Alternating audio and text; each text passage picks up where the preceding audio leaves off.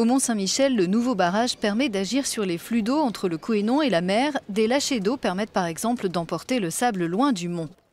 L'ouvrage a aussi été conçu de manière à préserver la flore et la faune locale.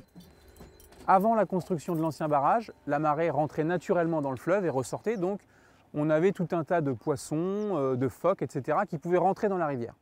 L'ancien barrage avait empêché cette finalité du site. Le nouveau le permet de nouveau puisqu'il va laisser rentrer une partie de la marée de nouveau dans le fleuve.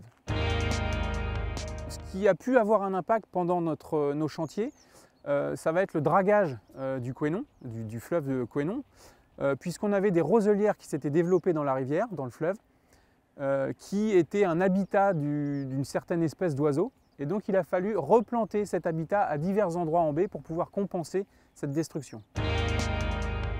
Alors des anecdotes de chantier, oui, il y en a beaucoup. On avait à une certaine époque un phoque qui venait avant les remplissages, donc qui se mettait une cinquantaine de mètres en aval du barrage et qui attendait que les vannes s'ouvrent pour rentrer dans la rivière. Il allait tranquillement chasser dans la rivière et au moment des lâchers d'eau, on pouvait le voir ressortir. Et ce phoque, il a été vu plusieurs kilomètres en amont du barrage et ensuite on le revoyait quelques jours après repartir en baie.